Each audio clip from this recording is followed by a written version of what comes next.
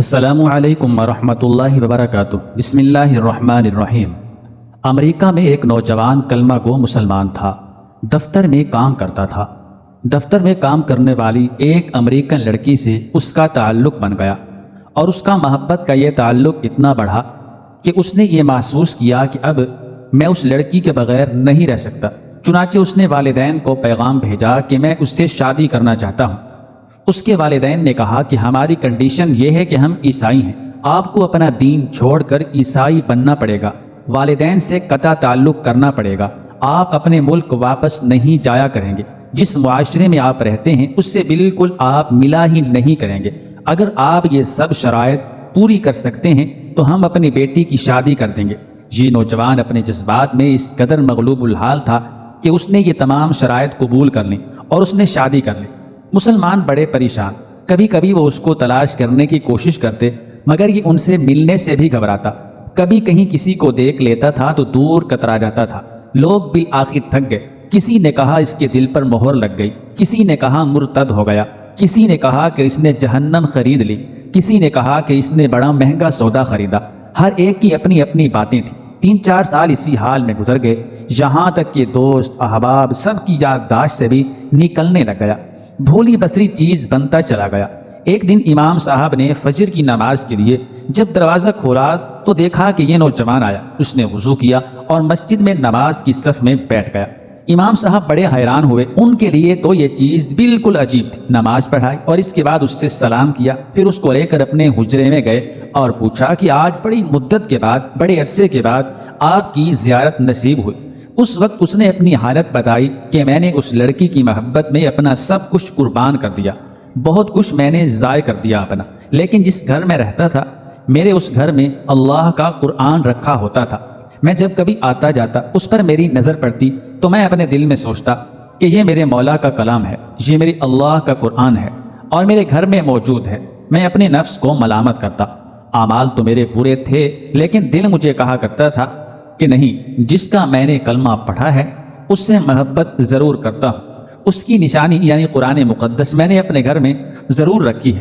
اس طرح کئی سال گزر گئے، کئی سال بیت گئے۔ ایک دن میں آیا اور حسب معمول میں نے گزرتے ہوئے اس جگہ پر نظر ڈالی، مجھے قرآن نظر نہ آیا۔ میں نے بیوی سے پوچھا کہ جہاں ایک کتاب ہوا کرتی تھی وہ کہاں ہے؟ اس نے کہا غیر ضروری چیزوں کو میں نے پھینک دیا ہے۔ میں نے پوچھا اس کتاب کو بھی؟ اس نے کہا ہاں۔ میں وہاں سے واپس گیا اور کوڑے سے اس کتاب کو اٹھا کر لے آیا۔ جب لڑکی نے دیکھا کہ یہ بہت زیادہ اس کتاب کا احساس کر رہا ہے تو وہ بھی احساس کرنے لگی کہ آخر وجہ کیا ہے۔ میں نے کہا کہ بس میں اس کتاب کو رکھنا چاہتا ہوں۔ اس لڑکی نے جب دیکھا کہ یہ عربی میں ہے تو اس نے کہا کہ ہاں کوئی نہ کوئی اس کا تعلق اسلام سے ہے۔ تو اس نے کہا کہ دیکھو تو اس گھر میں یہ کتاب رہے گی یا پھر میں رہوں گی، تمہیں اس میں سے کسی ایک کے بارے میں فیصلہ کرنا ہوگا۔ وہ کہنے لگا کہ جب اس لڑکی نے یہ کہا تو میرے لیے یہ زندگی کا عجیب وقت تھا۔ میں نے اپنے دل سے پوچھا کہ تو نے اپنی خواہشات کی تکمیل کے لیے وہ کچھ کر لیا جو تجھے نہیں کرنا چاہیے تھا۔ آج تیرا رشتہ پروردگار سے ہمیشہ کے لیے ٹوٹ جائے گا۔ اب تو فیصلہ کر لے، اب تو اس کے ساتھ رہنا چاہتا ہے یا اس کے پروردگار کو چاہتا ہے۔ جب میں نے دل میں یہ سوچا تو دل نے یہ آواز دی کہ نہیں، میں اپنے مولا سے کبھی بھی نہیں کٹنا چاہتا۔ میں نے لڑکی کو طلاق دی اور دوبارہ کلمہ پڑھا اور اب میں ہمیشہ کے لیے پکا مسلمان بن چکا ہوں۔ دیکھو روزانہ قرآن کو دیکھتا تھا، دیکھنے کی برکت سے دوبارہ ایمان نصیب ہو گیا۔ ایک صحابی رضی اللہ تعالیٰ اپنے گھر میں تہجد کی نماز میں قرآن پاک پڑھ رہے تھے۔ طبیعت پرکیف ہے، ذرا اونچی آواز سے قرآن پڑھنے کو جی چاہتا ہے۔ گھر کا صحن چھوٹا ہے، گھوڑا بھی بندھا ہے اور ایک چارپائی پر بچہ بھی سویا ہوا ہے۔ جب اونچا پڑھتے ہیں تو گھوڑا بھی رکنے لگتا ہے، دل میں ڈر سا محسوس ہوتا ہے کہ کہیں بچے کو تکلیف نہ پہنچا دے، لات نہ مارے۔ پھر آہستہ قرآن پڑھنے لگ جاتے ہیں۔ تھوڑی دیر کے بعد پھر طبیعت مچلتی ہے تو اونچا پڑھتے ہیں، گھوڑا بھی رکھتا ہے، پھر آہستہ آہستہ پڑھنے لگ جاتے ہیں۔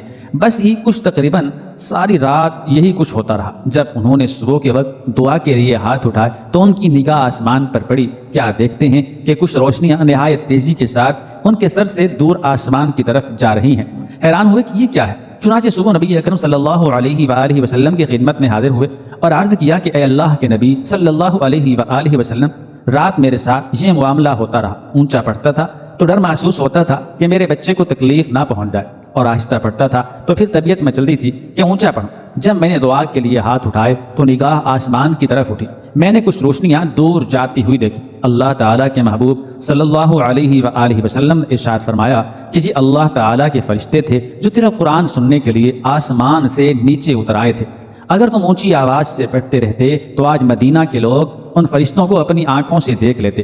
وہ فرش پر قرآن پڑھتے تھے تو عرش سے فرشتے اتر آتے تھے۔ اللہ تعالیٰ ہم سب کو عمل کرنے کی توفیق عطا فرمائے۔